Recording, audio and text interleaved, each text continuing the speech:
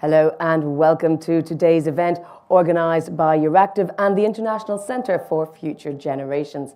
Today we are going to be looking at neurotechnology's rapid evolution and asking what might be the consequences for the European regulatory outlook. A very exciting frontier of technology and science that we're looking at, so we hope to get lots of questions from you, the audience.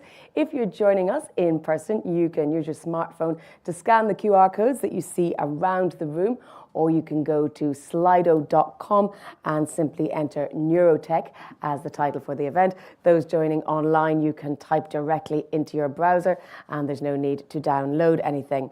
Now, one of the big things we're going to be talking about is the societal impact of neurotechnology, and particularly around questions of mental surveillance and consent to collection of data, but also looking at the positives that we may see coming out of this new frontier of the healthcare industry and various aspects across life, including people's daily activities. So a very exciting topic for discussion today, and I have an excellent panel joining me to look into that. So I'm delighted to welcome here in person Guillaume Wood, Professor of Neuropsychology at the University of Graz. Thank you very much. We also have Antonia Mochen, who is Deputy Head of the EU Policy Lab at the Joint Research Centre advising the European Commission. Online, Javier Castillo is joining from InBrain Neuroelectronics, and also joining remotely, Ricardo Chavarriaga, member of the Task Force on the EU Charter for the Responsible Development of Neurotechnologies at the European Brain Council. Here in the room, Arlene Salas is Senior Researcher of Neuroethics and Philosophy at the Institute of Neuroethics. And last but not least, Virginia Mayhew is Neurotechnology Director at ICFG. Thank you all very much for being present. Let me start, Guillermo. Set the scene for us. We're seeing a lot of evolution. Give us what your take is on the current status quo. Yeah, thank you very much, first of all, for the invitation to be here today. My name is Guilherme Wood. I'm a professor for neuropsychology, neuroimaging at the University of Graz in Austria. I've been busy with neuropsychological rehabilitation for many years now. My main job is to validate and develop tools for neuropsychological rehabilitation, and so to induce brain plasticity. So neurotechnologies are part of our business. And lately we have been invited by the STOA to write a study on mental privacy and the consequences for regulatory efforts in Europe. Yes. Something we will get into in quite some depth, I'm sure. Antonia, what is the JRC looking at in this area? What are your things that are on your agenda, on your horizon? Yeah, so the Joint Research Centre is a Directorate General of the European Commission. It's the in-house scientific service. So our role is to provide evidence for policy making. And I've been working in the team that does technology foresight for about a year. And one of the things we do is we scan the horizon for emerging technologies to see what is of interest, taking weak signals, as they're called, little tiny, a paper here, a patent maybe that tells us that something might be coming. But sometimes when you're looking at these signals, you see something emerging that perhaps needs more scrutiny, more sort of looking at it and having a closer look and seeing what it could become in the future. And that's where foresight can be really useful, because what we do is we don't say this is going to happen. Foresight is about exploring the future uncertainty so that we have more comfort with the uncertainty in the future, not trying to reduce it. So we're just at the beginning of a project that we're doing now, which is looking at the role that foresight can play in the anticipatory governance of neurotechnology. So what are the forthcoming known, or even what could be products and services that might come out of existing science and research in the neurotechnologies area, and what are the governance implications of that? Are our current frameworks robust enough? Are there gaps? Are there research gaps? And so that's the idea, really, to explore the future in front of us so that we can make better policy in the present. Thank you. Javier, tell us a bit more about InBrain Neuroelectronics and what you work on. Well, InBrain Neuroelectronics is a company that was actually a spin-off of the European graphene flagship. So it's kind of a European founded company. And the purpose of the company, the mission that we have, is to bring decoding technologies to enable therapeutic BCI. So brain-computer interfaces are a new technology being developed at the moment, and we are evaluating that technology to apply it to different medical applications. Currently, we are running clinical trials in the United Kingdom to evaluate the safety of our technology in tumor and epilepsy resections. And we envision that our therapeutic BCI can also help us to resolve unmet clinical needs, such as Parkinson's disease. And to do that, of course, we are trying to clear the market for different technologies that we are developing. And of course, we find some regulatory challenges in the development of these technologies, and that's what we are aiming to do, to resolve patients' life with therapeutic BCIs, which is the technology that we believe will help us to resolving most of the clinical challenges that we have today. Thank you. Ricardo, I know you wear many hats, so if you can give us an overview on what you're working on and what you think the focus should be. Yes, thank you for having me. I'm Ricardo Chavarriaga. I'm the lead on responsible AI innovation at the Zurich University of Applied Sciences. My background is in neuroscience, and I have been developing neurotechnologies for about 20 years. And my main interest at this moment is how can we make regulation and governance operational? How can we create tools that developers, policymakers, and society in general can use to effectively assess the trustworthiness of these type of technologies, as well as how can we efficiently implement mechanisms for doing research at an international level. And part of these activities includes the development of governance instruments that range from development of standards and good practices for neurotechnology and artificial intelligence, as well as the initiative that I'm talking here today with the European Brain Council for defining an EU charter for the responsible development of neurotechnology. And I'll be happy to share more details about that later in this panel. Thank you. Eileen, you're focused on the ethical side of things, and of course, ethics is not exactly the same thing as regulation, although we might sometimes like to conflate the two. Tell us about your work. Well, yeah, first of all, great to be here. In fact, I am working at the Institute of Neuroethics, which is the first think tank exclusively devoted to addressing the ethical, social, legal, regulatory issues raised by neurotechnologies and neuroscience in general. In fact, our vision is trusted neuroscience that empowers all.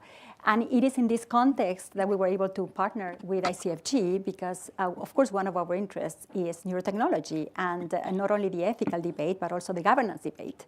So we had this common interest with ICFG, which was to take stock of the situation when it comes to neurotechnology, what is being done, what are the discussions about, and how do we move the conversation forward.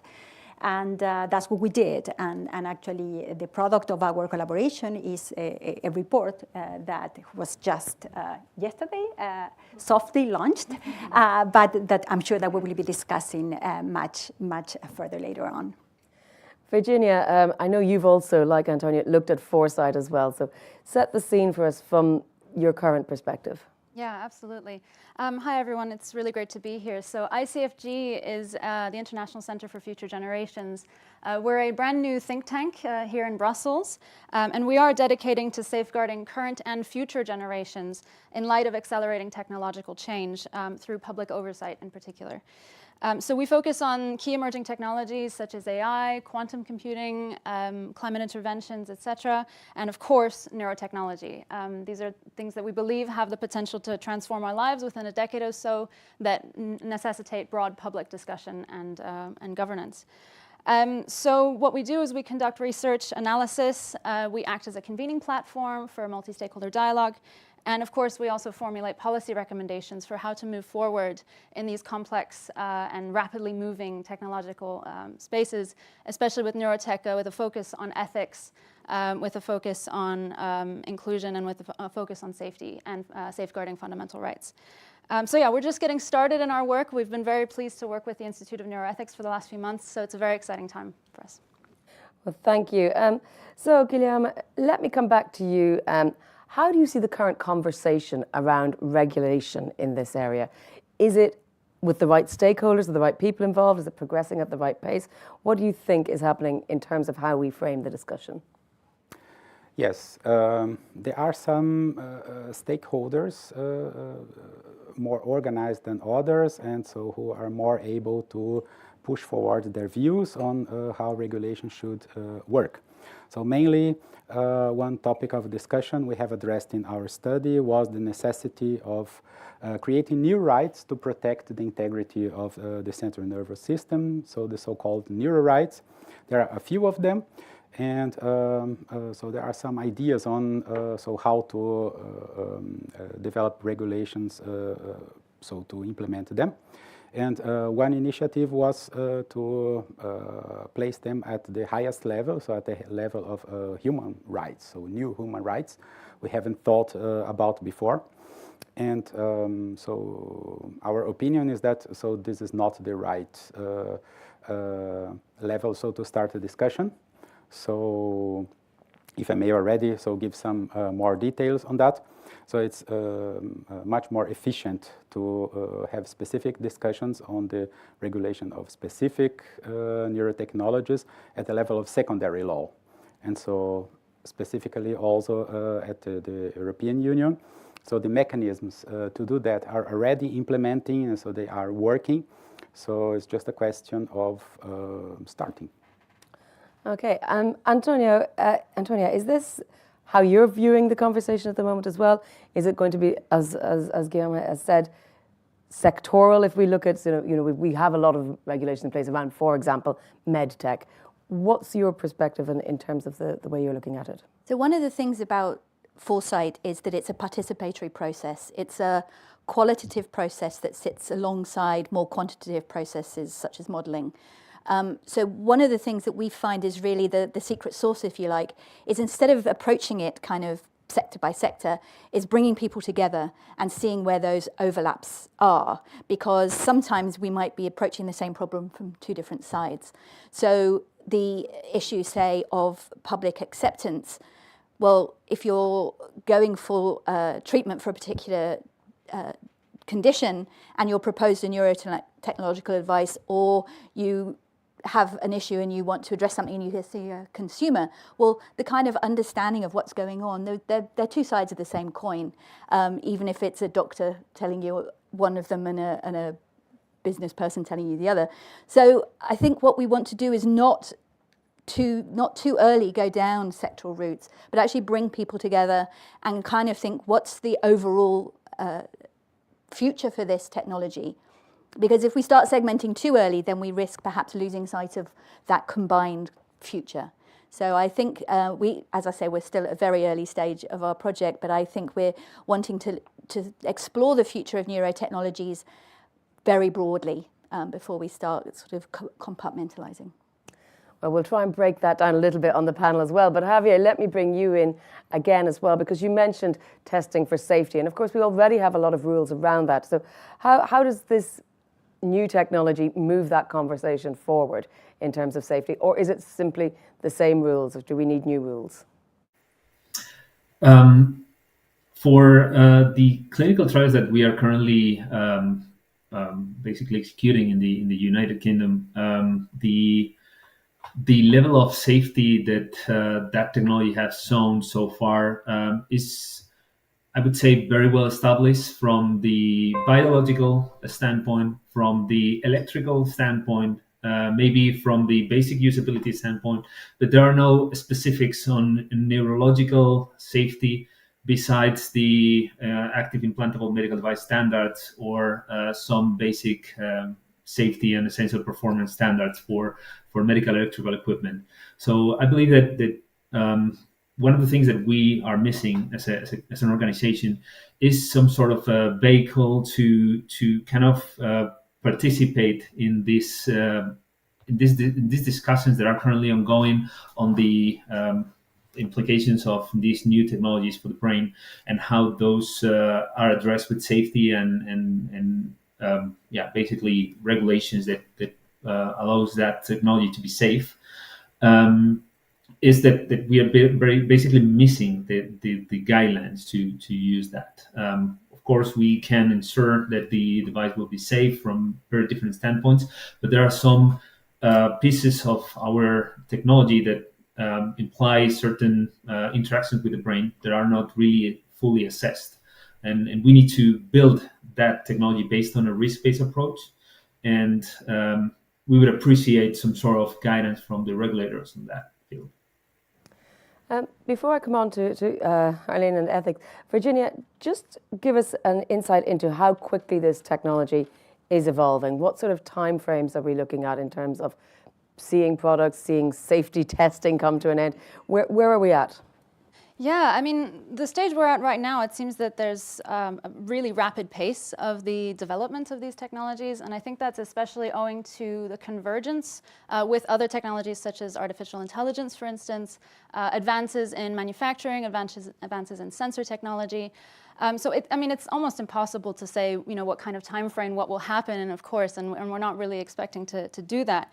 But we are seeing, especially right now, that's happening rather quickly, is a proliferation, especially of the consumer devices aimed specifically, not necessarily for a medical context, but for everyday users to use to improve their focus or to help with their meditation. And those sorts of devices are coming online. It seems like a new one every couple of months is coming to the market. And so that's an area that even the companies, just with basic function right now, they're even promising further additions to their portfolio of what types of applications they can offer in terms of more detailed insights on what your brain is doing day to day while you're working, etc. And so, again, impossible to say, what's going to happen or with what speed, especially given there are physical limitations to what wearable devices can actually do in terms of recording data, because they still have to record through the skull. But for instance, one of the key things that we are interested in is the fact that big tech companies like Apple has a patent for these devices in their AirPods, and that could bring them to a much broader range of consumers in a rather short amount of time. Ricardo, I think you might be well placed to expand on this. I mean, what sort of patents are we seeing? What sort of developments and products are out there? Is it still primarily in the health sector, or are there other, as Virginia mentions, big tech companies that we should be looking at? Yes, indeed. When we think about neurotechnology, it's important first to realize that there is not a single type of neurotechnologies. There are many instantiations of what neurotechnologies are, and this ranges from applications in the medical sector to consumer. And even within the medical sector, we can have systems for diagnosis, system for therapy, for rehabilitation, for assisted devices. So there is a large set of potential applications, and in consequence, there is a large set of actors that are interested in the development, in the deployment of these type of systems. And when we look at the innovation ecosystem, we often tend to think about the big tech companies, which are, of course, highly interested in the topic.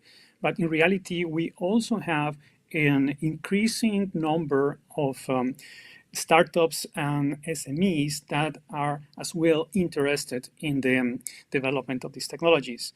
And this is particularly relevant for the development of regulatory frameworks, because some of these companies are at an early stage that are still in a growing phase, and therefore the burden of compliance with the regulatory demands should be proportional to the risks, but at the same time should be aware of the particular resources that these organizations have. So we need to pay that into attention and realize that we have these two. From the point of view of the market size, of course, there is a huge drive for development of consumer technologies. Part of it because it's, of course, a larger base of consumers, and second, because it is perceived as a fastest regulatory path towards the markets. And this creates some certain questions about what type of regulation should be put in place for consumer-oriented technologies and how different it shall be from the mechanisms that we already have established for medical devices.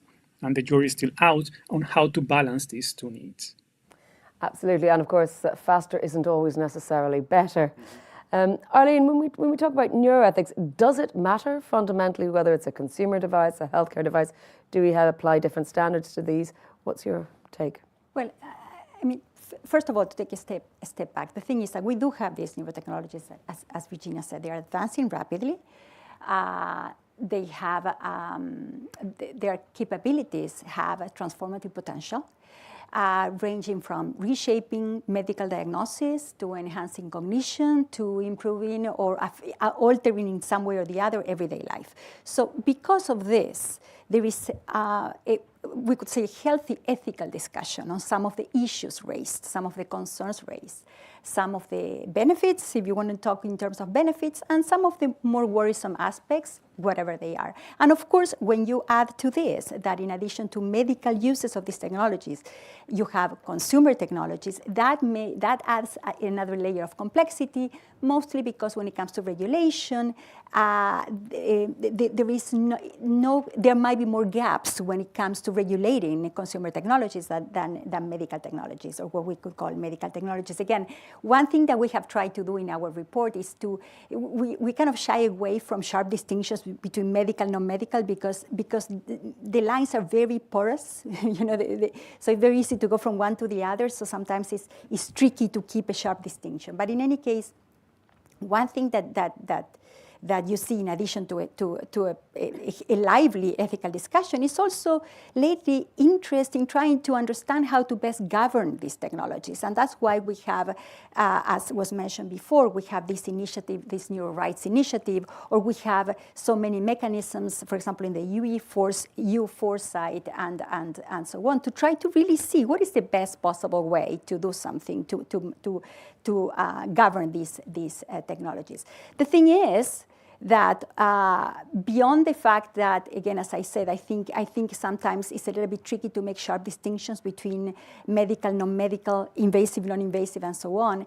I would say, and this is something that we even argue, that there are some things missing or needed in the debate over governance. And one of the things that is probably missing or needs more attention in the governance debate has to do with inclusive, diverse engagement. Some voices are usually lacking. We don't know about some populations, what they think, how they are impacted, if they are impacted, and so on. We also believe that it is important to focus a little bit more on proactivity and anticipation. Again, these are not new concepts, of course, and particularly in Europe, this has been something that in my previous work in the HPP, the idea of proactivity and anticipation and engagement were really very important. And we tried to do that in our attempts to implement RRI in neuroscience. But the bottom line, though, is that this continues to be, these are important aspects that can always be enriched, and they should be enriched because we're not doing enough when it comes to that. And finally, another thing that I think is important before, again, trying to go to distinctions or drastic distinctions between what are seen sometimes as dichotomic terms, I think we have to be very careful, mindful of the fact that all discussions, neurotechnologies, and the discussion of a neurotechnology, be it the ethical discussion of a neurotechnology or the governance discussion, those are framed. Information is presented in a particular way, and that many times means that people perceive the issues in a particular way. So we have to be very careful with framing and with conceptual clarity. And I can later probably elaborate more on this. Absolutely, and I will remind our audience, both here in the room and online, that you can ask questions of our experts, and we'll do our best to get through those and get some answers to you. If you have particularly burning thoughts that you want to share with us as well, we'll keep an eye on those. Antonia, let me come back to you. So let's talk about the risks. I mean, how much of your foresight is focusing on potential hazards in the future? I think it's a very human thing to go to the negative, right? Cortisol stays in our system for 24 hours, endorphins for 20 minutes or whatever. What we try in Foresight is to explore all of the possible futures. And it can sometimes get to a stage where you are thinking about the bad things. But there are incredible benefits to be gained from these technologies. I don't know if any of you watch Strictly Come Dancing, but there's a participant at the moment with her cochlear implant, which she gets all jazzed up every time she goes on the dance floor, and that's transformed thousands of people's lives, cochlear implants. So let's not catastrophize what we're talking about here, but let's really explore things in an evidence-based way. That's the role of the JRC to start with, and that's what we try and do in Foresight. Because I think also when we talk about risks and benefits, exactly what Eileen said about framing, risks to whom, benefits to whom, it's almost a subjective phrase to start with. So I think by being as inclusive as possible at the early stages of the Foresight discussion, to feed into the governance, we can put all of those different views on the table and get a much more nuanced view, because what we do in Foresight is try to unpack complexity, and this is an incredibly complex area. Well, moderators love to talk about risks because it's our job, and it's why we sit around on panels asking where do we need to focus, because if there are risks, then we do have to address them. What do you see as the potential risks of failing to take action at this point? Yeah, the example of cochlear implants. So this is a very straightforward technology, so how it uses, so the risks have been medically investigated. There was never the same degree and kind of expectation towards what cochlear implants can deliver that are not easily understood by everybody. It's not the case for most other neurotechnologies we are speaking right now. So they are associated with completely different expectations. So most of them are absolutely not realistic, or at least not proven yet. And so the kinds of imaginary, the kind of discourse we will see in public communication regarding these devices is also completely different. So the debate is much more loaded, and so this hyperbolic expectations, so they are also part of it. So they will push the discussion towards optimism and towards being fast, better than being accurate. And so we see in the case of some large companies today, so what they are doing, so to push their own neurotechnology, and so there are several ethical problems there. And so is that becoming the new normal? So is that how we will approach that in the future? So this also a very serious risk I identify. And also, yes, from the side of the patients, they may have some gains at the short term, but what about when we need a replacement for the implants? And so every implant has a limited expiration date. And so what happens after that? So a new implant, and so how many can you undergo? And the risks of doing that in a much larger scale. So yes, so the more invasive the technologies are, so the more vague are the expectations are, and the bigger. So this also what I see as a part of the risk we have to consider. Can you give us some examples of the sorts of technologies we're thinking about? Are we talking like brain-to-machine interface, that sort of thing? And can you sort of can we interrogate a little bit potential applications for that which might be worrisome? So when you have implants in your head, so these are strenuous bodies, and so they have conductance properties, so they can be misused. So much of it is rather speculative, but we only need so enough criminal energy behind some intent, so to make it real. And yes, so more invasive technologies are associated with many more risks, so physical ones and also psychological. So the location of the implants. So usually the place where you put them, so they are very central for several different parts of, so several different cognitive functions. And so the questions of the reward system, so if you mess with that, so you can get addiction. The centers, so for the sense of agency, if you mess with that, you get paranoia and delusion. And so it has not been investigated yet. Yes. Virginia, telling me from taking the risk perspective, again, because I'm terribly negative as a moderator, tell me, what are the risks if we don't take strategic action on neurotechnology now, if you like, to get ahead of the game? Because what we're setting in place at the beginning sort of becomes the foundation. Yeah, absolutely. So actually jumping ahead and then coming back to the risks. So one of the things that we at ICFG believe in order to best address all of the issues and the complexities that we've been discussing and to reunite all of these pieces of the puzzle together in dealing with neurotechnology is to have a cohesive strategy on neurotechnology, is to have policy action that's coordinated, that we understand the different pieces like the ethical charter that's coming, the regulation that's already in place, the funding for responsible development. All this needs to be reunited some way into a cohesive strategy. And we think that if we don't do this, we are sort of, if we're plugging holes individually here and there with lots of different, issues, because of the sheer complexity of this field, we risk having fragmented or inconsistent regulations, possibly across member states, creating regulatory uncertainty. Already there's there's difficulty in the clarity of the regulation around neurotechnology because it's so complex. That might hamper the innovation, for instance, by certain companies that are operating here, make their lives more difficult.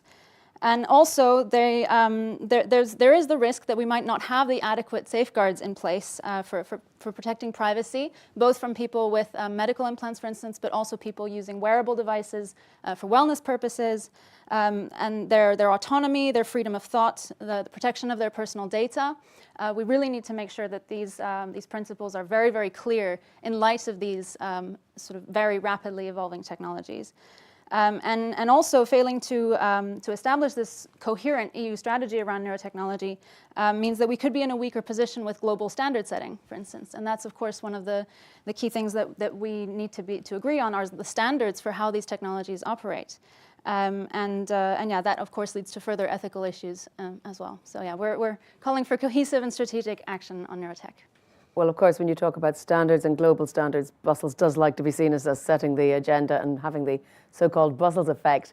Javier, perhaps you could weigh in on this idea of if you like, a risk-based approach, because we've seen that's what was adopted when it came to the AI Act. Is it something like that you see as a reasonable way forward when we come to discussing future regulation?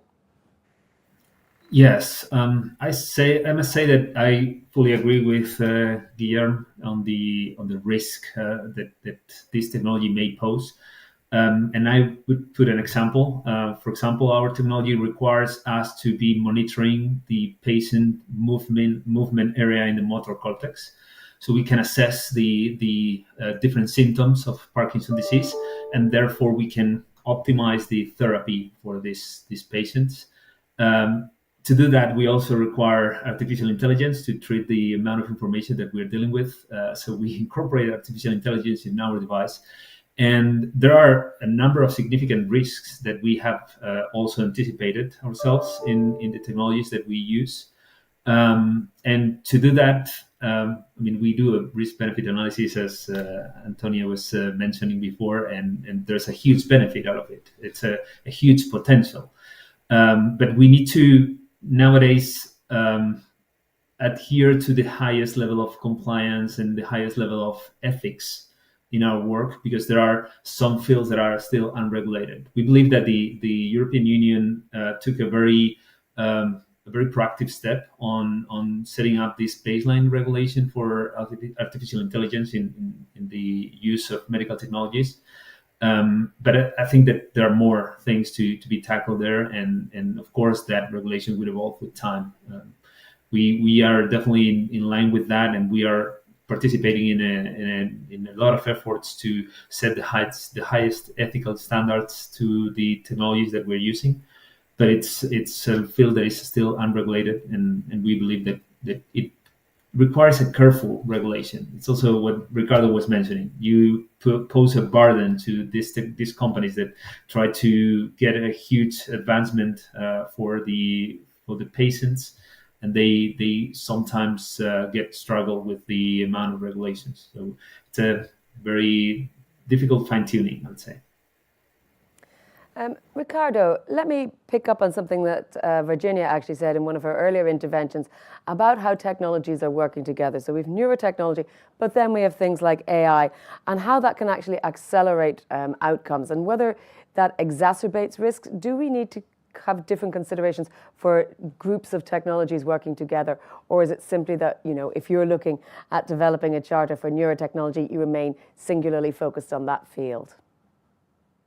Yes, before that, I would like to also bring one input on the risks. I want to mention a risk that hasn't been mentioned, and is the risk of preventing society from benefiting from these technologies.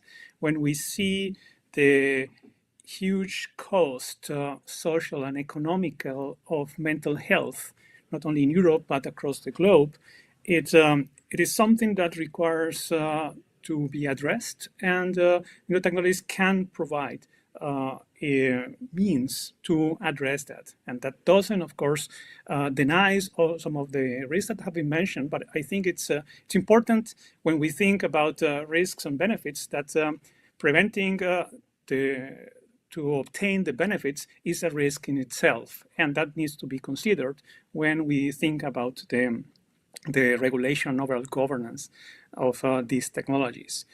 And when we look at neurotechnologies, I may say, I sometimes say, half joking, that neurotechnologies don't exist, in the sense that they are, in essence, a convergence of multiple elements that are taking advances in AI, advances in new materials, advances in neuroscience to generate an overall solution. So the regulation of any neurotechnology system as we see today will have to, at the same time, comply with regulations that come from the AI, the regulations that come from the specific domain of application.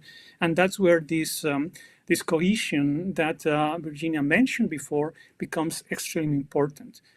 We don't have at this moment a clear map of what is specifically related to neurotechnologies that is not already covered in data privacy laws or AI-related regulation or medical regulation and so on and so forth. That doesn't mean that it doesn't exist, but we haven't reached a global consensus about what these specific gaps are, and hence we are in a weak position to create a strong complementary regulation or regulatory framework or governance instrument that can be applied by the developers as of today. And I think that is something that the EU should avoid, to try to have a completely independent Neurotechnology Act that doesn't really take into consideration what is the baseline of the regulatory landscape that the different organizations have today, and clearly addresses how any new instrument complements those that already exist and can also be supported by them. And that will be one of the first elements that needs to be acted upon in order to build a consensus of where are these gaps and how can we apply safeguards that are proportional to both the risk and the benefits, so that we can allow the research, the sector, and the innovation sector to really bring the societal benefits that these technologies may bring. Well, I want to pick up on a point that Ricardo made there about the risk of not being able to take advantage of the potential benefits of these technologies, and expand on it a little bit, because I think one of the questions we have is about how everyone in society can benefit from these technologies, so that we don't create a two-tier system or exacerbate existing inequalities. Arlene, let me ask you about this. I mean, we do see that certain parts of society are perhaps already the most surveilled. They tend to be the poorest, they tend to be the marginalized, or in some other way a minority. How do we make sure that we take those people's concerns into account, but while still at the same time making sure that they get and reap the same benefits that those who are perhaps better off or more socially mobile? So again, going back to what I said earlier regarding talking about issues raised by these neurotechnologies. Indeed, as you said, when it comes to these neurotechnologies, they can benefit significant portions of the population, but not all. When it comes to low-income populations, marginalized communities, it is unlikely that they will have access to these technologies. And that is why, again, there is a call for more some type of governance of these technologies so they truly empower all, so they truly benefit all and not just a few. And not only, by the way, not only am I talking about social inequalities, you can even think in terms of racial inequalities or gender inequalities and so on.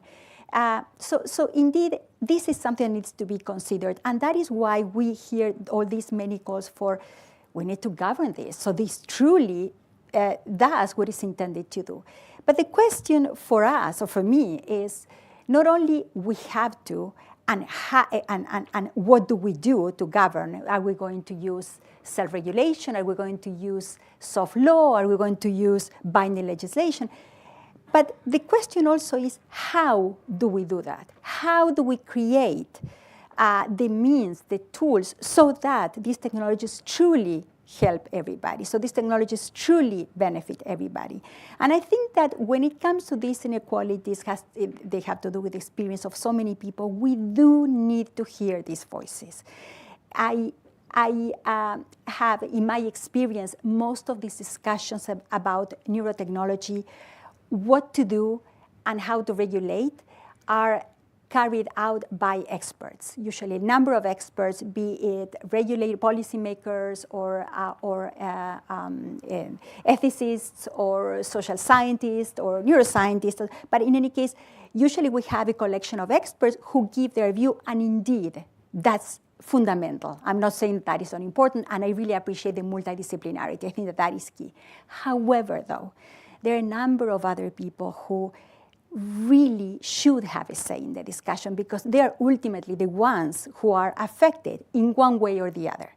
And it seems to me that until we get together, talking with a number of diverse populations about, for example, what can we do to help?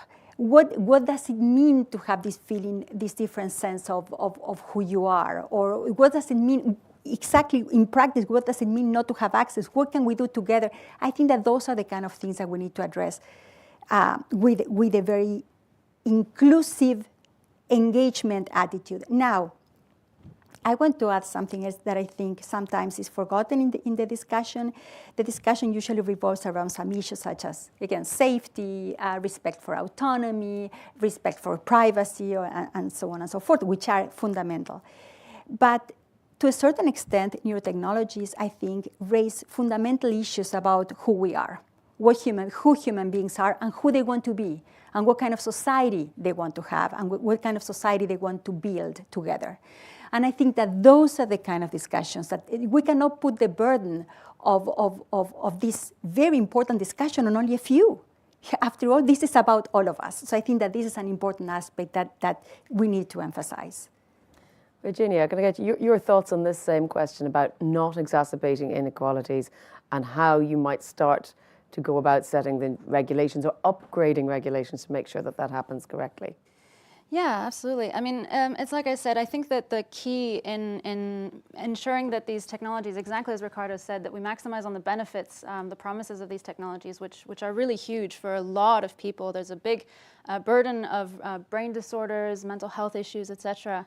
And I think the key there really is, like I said, a strategic and a cohesive policy action. And I don't just mean setting regulations, etc. What I mean is initiatives that support responsible development, that fund the projects that need to be funded, that are promoting, for instance, multidisciplinary projects, bringing together different experts working on the different veins of these converging technologies, for instance. There's already is a lot of innovation happening in Europe, but I think that the EU can do a lot to support that innovation in line with exactly ensuring that there is equal access and affordability for those that need and want to use these technologies to improve their health and their well-being. Well, Antonio, I mean, obviously you're involved with the foresight element of it. How does that translate into the different ways in which Arlene is suggesting we take that sort of foresight further and bring in all the different stakeholders? Yes, so as I said, foresight is generally best done when it's participatory, so bringing in those stakeholders, which has its own challenges, obviously, finding them, them understanding that this is something that's worth their time. That's also a point. But I think the other thing that we need to address is having the people at the policy end of the scale understanding that this is something that they need to talk about. I was telling them earlier about, I met a neuroscientist who works in medical devices, and I said, well, I'm doing this work on neurotechnologies. And he was like, oh, implants and things. And I was like, well, yes, but we're also seeing signals that there's sort of consumer things, workplace monitoring, a headset that your employer can understand when you're at your most focused and so on. And he was like, what? And so people who are doing this work don't even understand some of the implications. And I really see that that's our job, is to bring those people in to say, look at what the future may hold for us, and so that they can explore that and understand how that affects the policies they're making.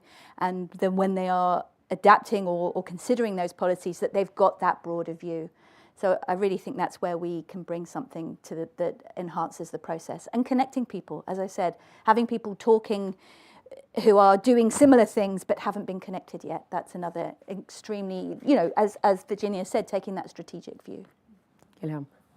I think also part of the discussion on the use of the technologies is, in many instances, the right to refuse the use of the technologies, and it's not always obvious how it should be the case. And so we know these transitions, so from a less popular technology to a more popular one, and so the normalization of the use of these technologies for specific purposes. And this may generate undesirable consequences, or surveillance, or any other societal transformation, which can be a threat for democracy, also for the established values. And it also should be protected and also should be part of the discussion. So who should be protected also from the long hands of some of these neurotechnologies, because they also acquired a certain agency and want to spread, and so to multiply and have new uses. And in many cases, it's not really desirable, at least not for the people involved. Well, again, this is where sometimes inequalities can be exacerbated, as we've seen in, if you like, the privacy debate when you mentioned surveillance, that it is those who can least afford to say no who get, if you like, your insurance will be cheaper if you allow us to monitor you, for example, or you will be able to get food coupons if we are allowed to track your movements.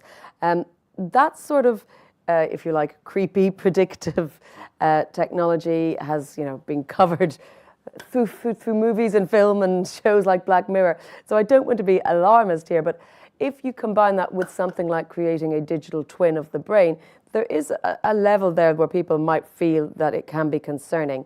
And as we've seen in the tech debate, if everyone was an ethical actor, we wouldn't need laws, because then everyone would do the right thing of their own volition. But we often have to regulate for the bad actors, for the bad apples who might exploit those who are either less well off or just exploit loopholes.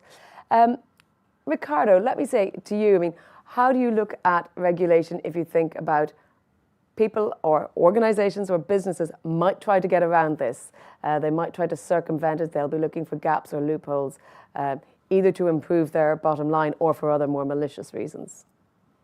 Yes, so we do have these two cases of malicious use as well as naive use. And we have seen in tech development also a significant amount of risks that come by from not understanding properly what we are doing and how these technologies interact with society. So I think both aspects are equally important when designing the regulatory frameworks.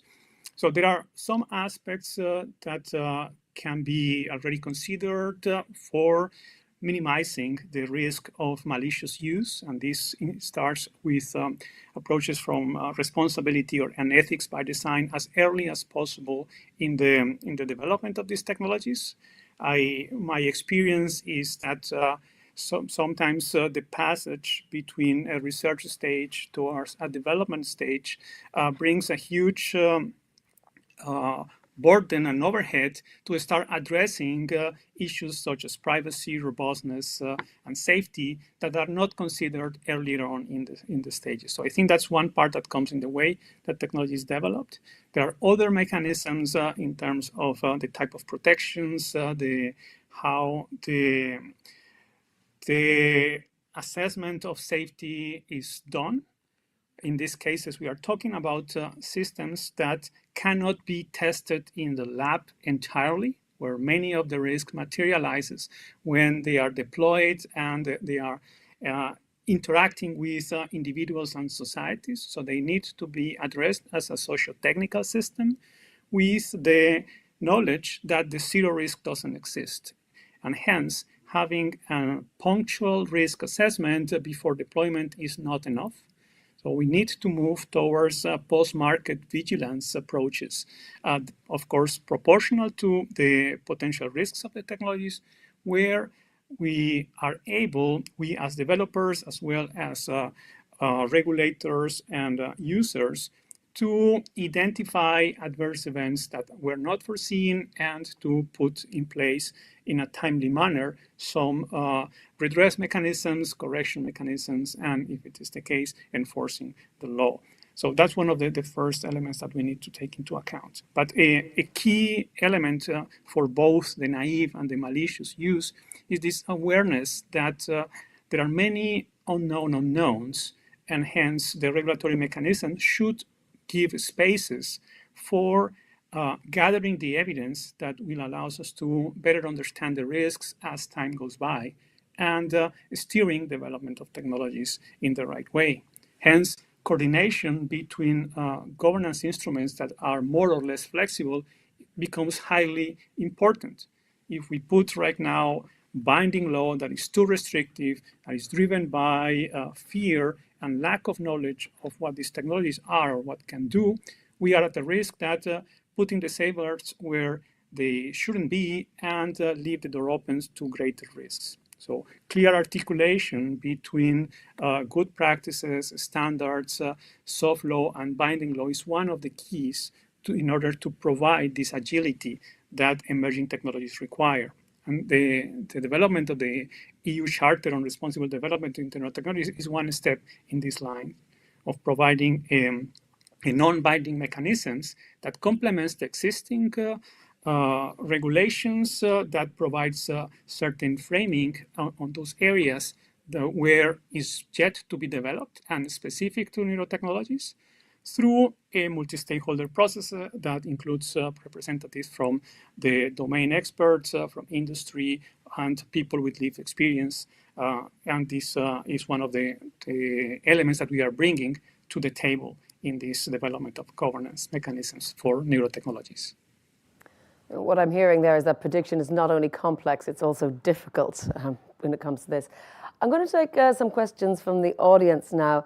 Javier, I'll put this first one to you, but feel free, anybody else who wants to jump in as well. Martin Lawler from UpperMind is asking for the panel's opinion on the formation of regulatory sandboxes that innovators can participate in order to qualify their pathway and the level of compliance shortfalls, and how this sandbox could be contributed to. Javier, have you thought about these regulatory sandboxes? Are they feasible within the field of neurotechnology? Yes, I have considered that. And in fact, Inbrain Neurotechnologies is participating in the BCI collaborative community in the US. The US government has created this kind of collaborative community to gather all the industry, all the relevant industry companies in the BCI world, and try to put them together to work with the FDA and other relevant stakeholders in the regulatory aspects. And we are collaborating there in the US to try to shape the regulations in a way that is meaningful for everyone. So we are controlled in a way that we develop something that is safe, but we also allow certain risk to be evaluated afterwards when we are in the phase of the clinical investigation or in the phase of post-market, as Ricardo was mentioning. So we can balance the degree of innovation versus the risk that we pose to the population.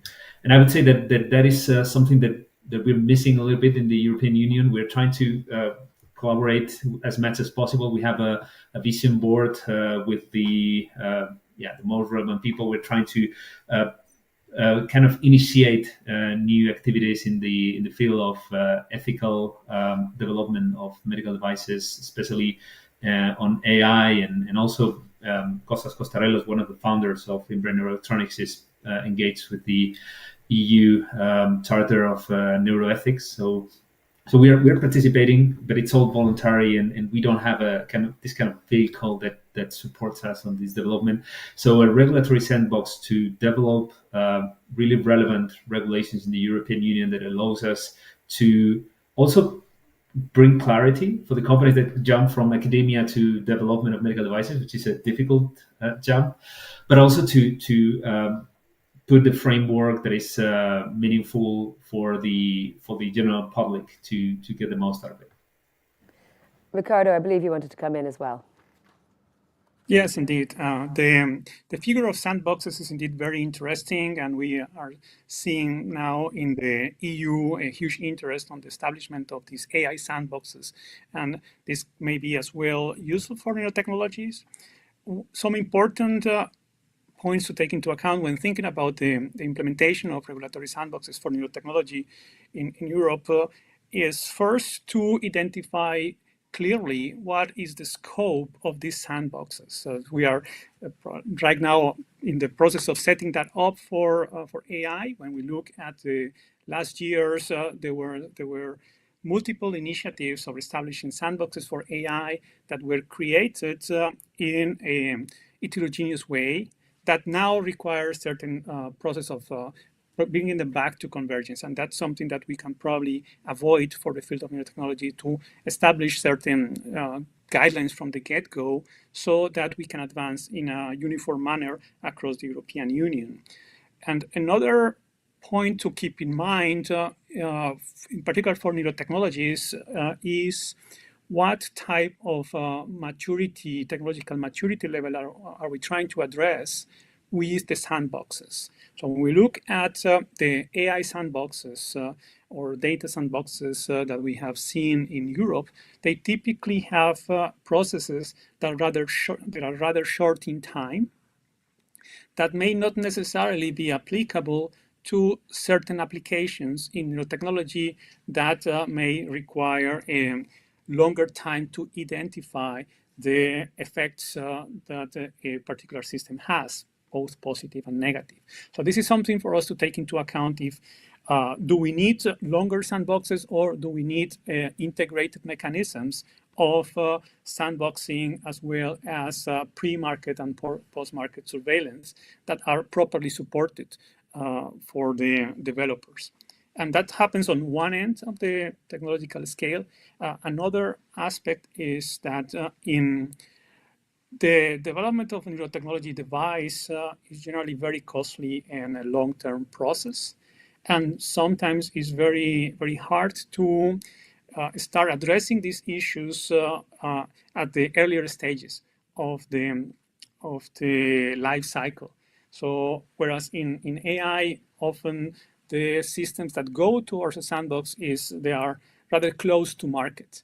So we may have a gap on these early stage solutions that don't really find a proper space to assess the risks and the regulatory compliance, and at the same time may suffer this risk of not being able to reach that level of maturity that will allow them to become a product. So these are some considerations to take when thinking about a sandbox for neurotechnology. Absolutely. Retrofitting this sort of thing can be quite tricky. That's why we have concepts like privacy by design and so on. Antonia, I noticed you writing away there as we're discussing this, and I think the JRC refers to it as regulatory experimentation spaces, more correctly, as not sandboxes. Do you have any thoughts that you want to add to what you've heard already? No, I was just thinking that I'm kind of process agnostic, like whatever the process is, but the challenge that we're having in neurotechnology as a case study, if you like, of anticipatory governance is matching the pace of developments with the pace of regulation. And so if there are ways that we can find that are sort of little, I wouldn't use the word shortcuts, but ways that we can find to make that regulation more adaptable, more flexible to keep pace with the technological developments, then I think that's a good thing. Well, I mean, obviously, this is a sort of evergreen question with lots of technologies in the EU. It chimes rather well with a question we have here from Stefano Pellegrino, asking, how do you balance the push for rapid innovation with the commitment to ethical standards? He's asking whether open science platforms like eBrains could possibly be one way to achieve this. Arlene, could I ask you to maybe give your thoughts on that? To balance ethics and the push for innovation. Okay, that's an easy one. Well, I think that one thing that we have tried to do, for example, I'm thinking in my work in the Human Brain Project and towards eBrains actually, since was to really create researcher and user awareness of the issues, and to a certain extent do sometimes some type of capacity building. And to a certain extent, it seems to me, and I think Ricardo or somebody talked about this idea of really trying to integrate these considerations at the outset. This should not be, ethics is not and should never be an afterthought. It's not something that we have to, we should talk about once we have a particular innovation, but rather it should be part of the innovation process. Unfortunately, we have a tendency to make a distinction many times between good science and good innovation and ethics, when in fact good science should be ethical already, good innovation should be ethical already. So the only thing that I can think of how to balance, well, probably we do need to engage more people in this type of discussion, so they really become more aware of what is at stake, and we co-create, if you wish, potential or how to move forward. And that requires time, but that requires also compromise, and that requires inclusiveness and, again, diversity. And I think that this is, to a great extent, something that, as I said earlier, is still missing. Right now, it seems to me that that's one of the only ways in which we as societies can start balancing ethics and innovation, because obviously we want innovation, but we want innovation to be ethical. Stop separating one from the other. Innovation should be ethical. Virginia, let me ask you, because we've talked a lot about, if you like, front-loading and putting the emphasis on getting things done quickly and keeping pace with technology. Tell us why we maybe need a long-term approach as well. Yeah, and I think that, again, back to this point about the fact that neurotechnologies are evolving so quickly, and there's a lot of unknowns right now about just how sophisticated they can possibly get. There's a lot of promises that we're already seeing with the applications that they have. The colleagues here online have spoken a lot about that. But a lot of the risks that we've been talking about, you talked about these sort of dystopian scenarios from media and stuff, that's what comes to mind a lot of the time when we think of neurotech. And it's really important for us to dissociate the hype from the actual evidence, from what the technologies are actually capable of doing.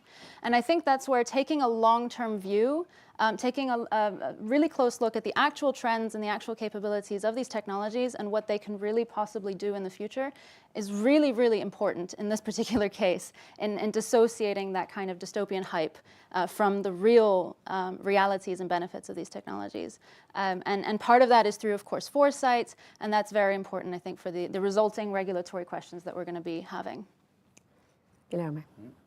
This is an amazing topic because you would expect that difficulties understanding what is hard evidence and what is just a promise should be a problem of people not educated in the ways of science.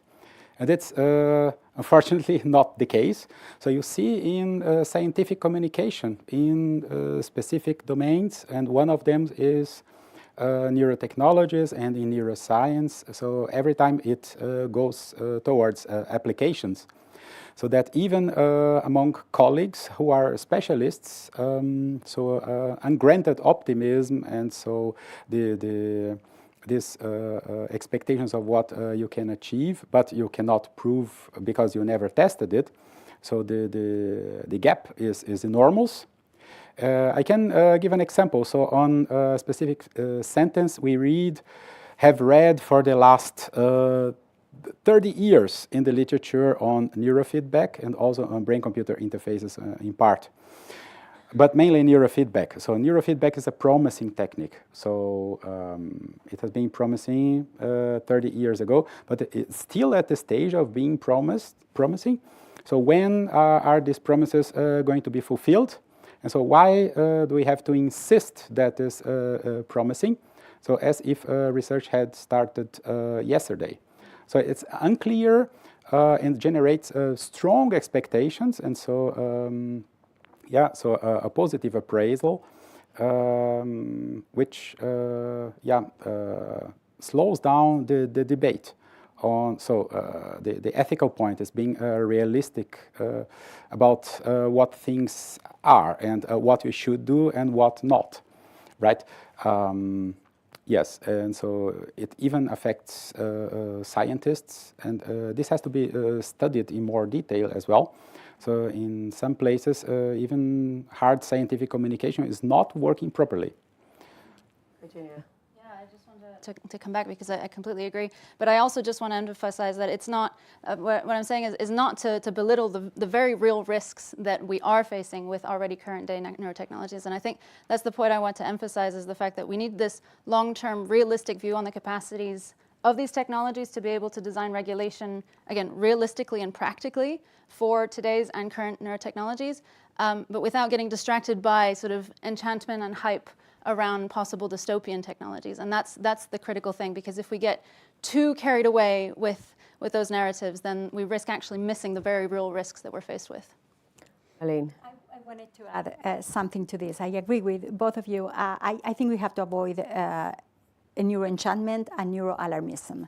And I think that, again, one way to do so too is by being also much clearer when we have these discussions. For example, you mentioned earlier the notion of digital twins. A digital twin of the brain, most people, this is something that is usually discussed as such. Most people do not know what that is. They think that a digital twin of the brain means that there is literally a copy of one's brain somewhere else, which is not the case at all.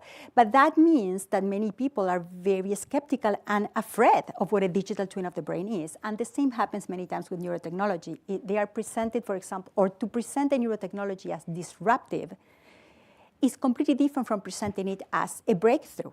Now, I'm not saying that one or the other is the right way to present it, but many times the discussion revolves around those understandings, which automatically shape how people perceive and on the urgency of solutions. So I think that in addition to what you say, we have to be very mindful of how we present the issues and what are the terms we're using when we discuss those issues. Well, I have some more questions online, ranging from all over the place, but we'll try and get through as many of them as we can. Anara Garzo is asking if panelists can give their opinion about the rights of patients to access neurotechnologies. Most need the prescription of a clinician, but the inclusion of new technologies in general clinical practices is complex and expensive. This is sort of an expansion on some of those patient rights. Javier, maybe you could tackle this one for us. Yeah. It's true that the access of these kind of technologies is sometimes a very, very long process. Guillermo was mentioning the level of evidence that is required to reach to a certain statement and not creating too much hype. And this is something that the current process is kind of incorporating. So the health technology assessment decides on whether or not that level of evidence is sufficient to demonstrate something, and therefore ensure that everyone is getting access to this. So we are pretty far away from people really getting access to these new technologies. We can run clinical trials or clinical investigations in different geographies. We can try to promote the use of our technology, but it is true that the indications for this type of products are very limited. For example, for Parkinson's disease, the indication of current deep brain stimulation is for advanced Parkinson's disease responsive to levodopa, which is the medicine that is prescribed to get that the symptoms controlled. And then when you have symptoms that are not controlled with the levodopa, you are eligible for a DBS implant. So it's kind of a very, very narrow piece of the population. And this is something that takes a long time to change, and we are also working on that together with the FDA. For example, in the US, our device was designated as a breakthrough device in 2023, and we are participating in the TAP pilot, which is the Total Product Lifecycle Advisory Program. And the FDA tries to steer us in a way that we are tackling those discussions in the very beginning of our development, including these discussions with the policymakers. So how a technology can be made available for all the patients. So I would say that is directly related to the level of evidence and how this evidence is, the appraisal of the evidence that is available. And I would say that in the neurotechnology, I think that we are missing more evidence. We are missing more randomized clinical trials. We are missing more controlled evidence. And in general, the scientific speech in this area is still to be developed. Alexander Valyame is asking how feasible it is to move forward with creating a European neuro data space, and what might be the benefits of such a space. Who would like to tackle that one? Virginia? Yeah, great question. I think this resonates very strongly with the fact that we do have an ongoing European health data space, right? And that has already been a major sort of legislative initiative to bring this online, bring it on the table. It's been in discussion for the last few years already in Parliament and in the Council, and that's moving towards finalization now. And I think a lot of the challenges with the European health data space are the fact that it's providing a framework for interoperability of data between 27 member states. That's no easy task whatsoever. So if we want to do that for brain data, I would think that hopefully, and there are provisions for brain data being a part of this broader framework, but the question is, if you were to do, with the specificity of brain data, the special considerations that it takes, I think there's a very open question here of is the European health data space, as it has already been put on the table and shaped, will the safety criteria be enough for brain data, which has even more special considerations that need to be taken into account? So I think we probably need to wait to see just what happens with the European health data space first, see how far that gets us, and see if there are issues that start to be raised, and then start thinking about how brain data fits within this framework. But it is definitely something we're thinking about now already. Absolutely lots of relevant crossover between the two, including anonymization and questions about security. Ricardo, I think you wanted to come in on this point as well. Yes, indeed. I fully support what Virginia just mentioned on the opportunity that we have of leveraging the work that is being done on the European health data spaces. And in order to understand if something needs to be done, one of the first questions that we need to ask is what is brain data? And I have had the opportunity of sitting in multiple committees working at different types of governance instruments for neurotechnologies. And this is usually the first 3 months are spent discussing what brain data is, and we haven't reached a global consensus about that. So this is one of these elements that I mentioned before, where clarity about where the gaps are is one of the urgent questions that we need to address.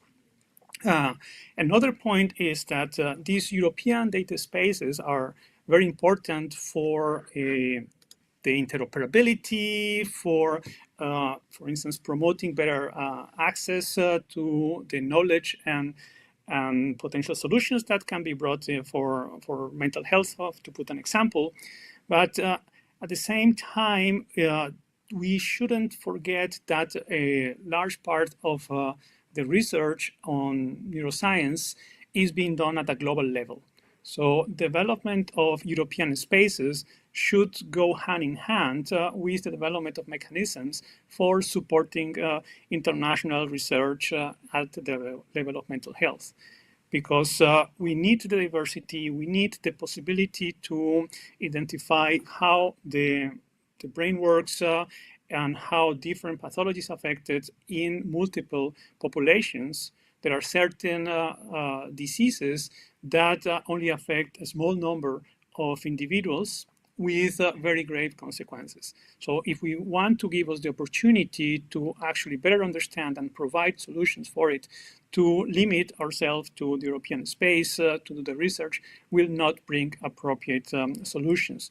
Hence, we should work on both, creating these interoperational European spaces, but at the same time also creating tools that allow a responsible, trustworthy, and safe collaboration with non-European partners as well in this particular topic.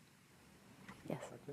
So adding to that, the definition of what is brain data is really a complicated discussion topic. So we can spend the next 3 months trying to define it among us alone.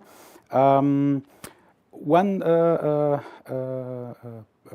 distinction made in a paper, so it's still a draft of a document of the UNESCO on neurotechnologies, which will be published first next year.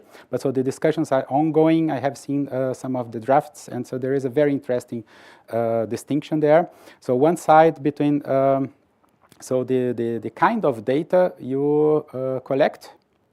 And so for our discussions, rather, so the intention you have using the data is much more important. So when you are defining what is a neurotechnology, so it's still so a quite complicated topic. So you also mentioned perhaps there isn't any neurotechnology because so they are so multi-purposed, and so they have many different functions. So beyond being neurotechnology, so they can assume this use, but not constrained to that.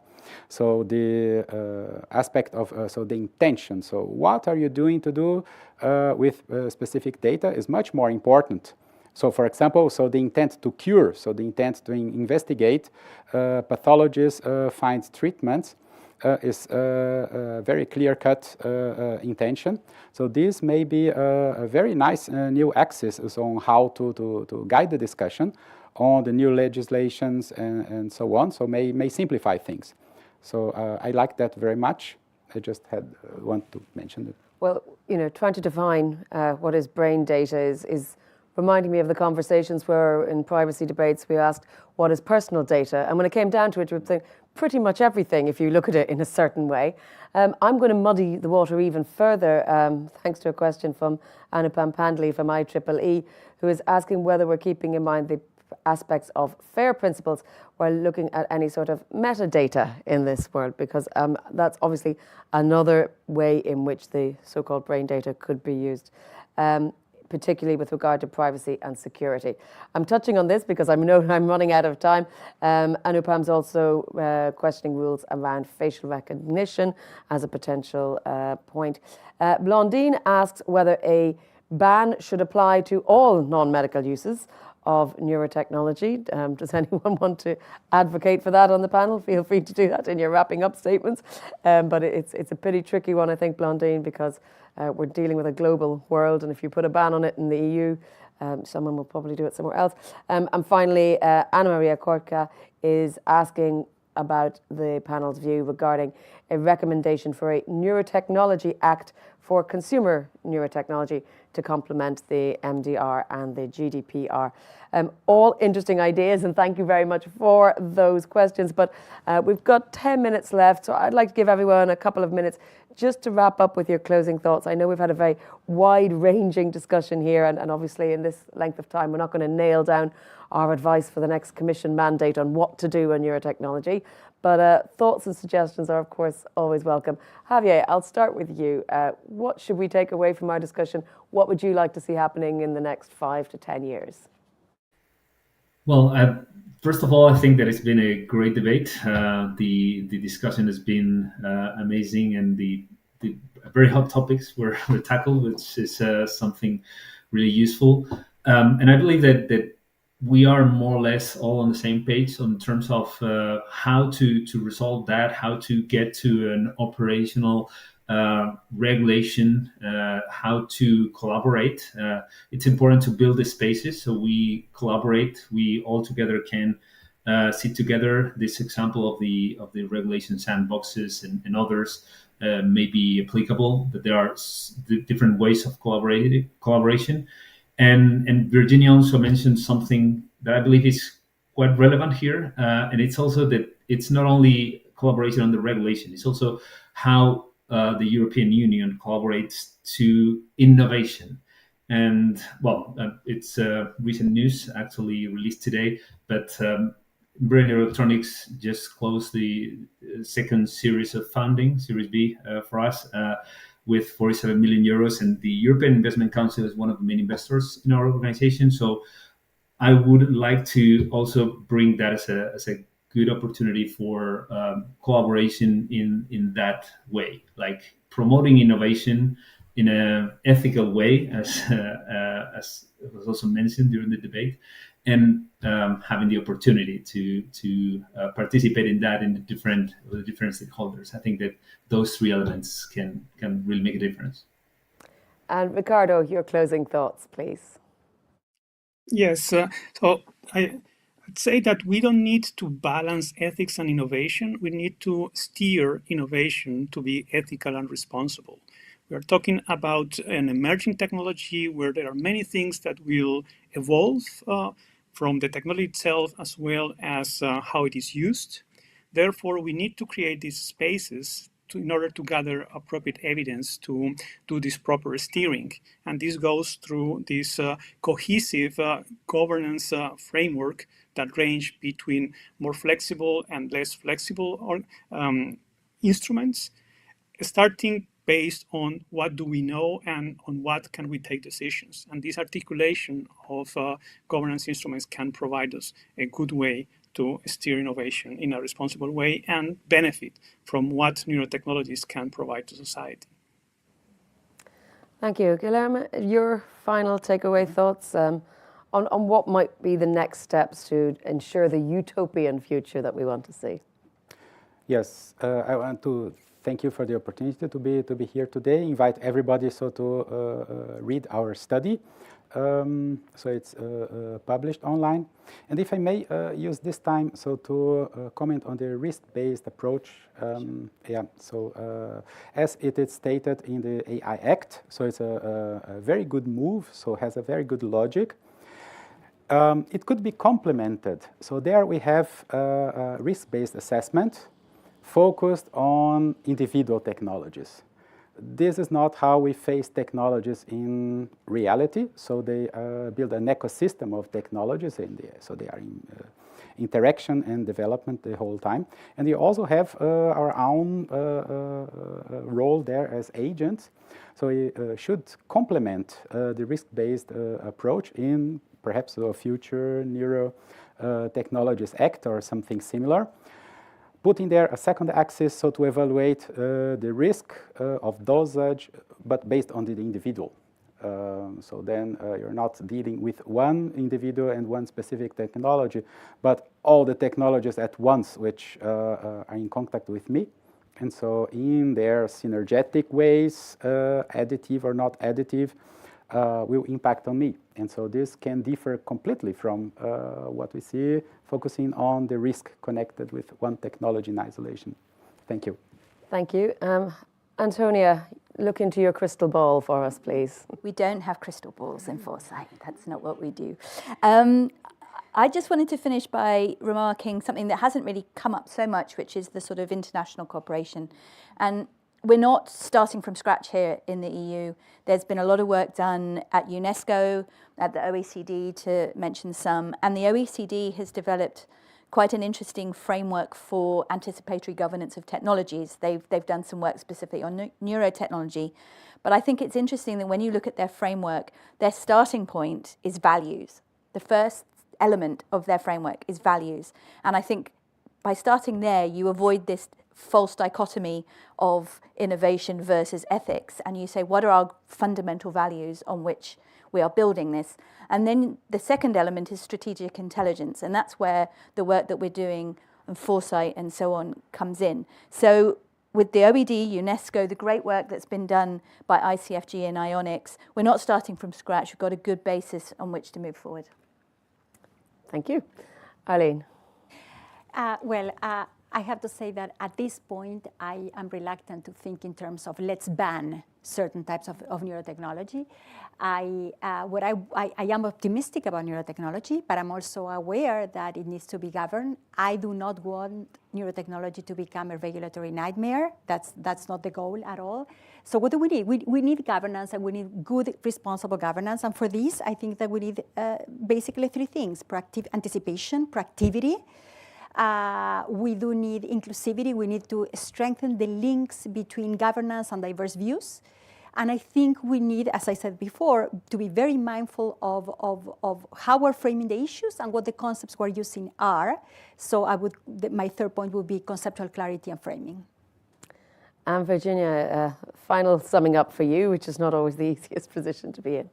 Well, thank you very much to all the panelists and to the audience for listening as well. I think I'd actually like to take my closing minute to actually talk about what our next steps will be for ICFG, because as I mentioned at the beginning, we're just starting our journey here, and we've got a lot ahead of us in terms of work. And so we are going to be continuing this conversation. A lot of what we've discussed today are obviously not going to be resolved overnight, these issues. It's very complex. And so some of the work that we're going to be doing, we have dedicated research projects to tackle these issues in more depth.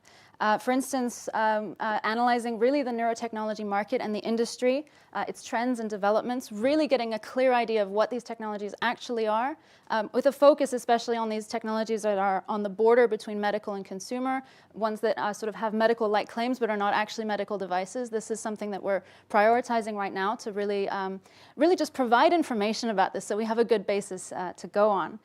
We're also doing quite an in-depth regulatory analysis to really understand where we are in terms of the different regulatory frameworks, the different pieces of legislation, and how they apply today to neurotechnology, but also to the technologies we think might be coming in the future, and to see, do we have any gaps?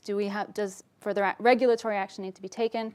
Again, the goal there is to provide tools and analysis that can support the discussions that are ongoing in other venues and spheres as well. And all of this really is with the intention that we want to support this debate. We want to foster, as I said, a strategic action at EU level that fosters responsible innovation, accessible, safe technologies, but ensuring that there are proper safeguards in place to protect the fundamental rights that we care about, and of course addressing the risks and ethical issues that we've been working on and identified here. Absolutely, and of course, as the technology evolves, the debates and the focus will shift and evolve as well.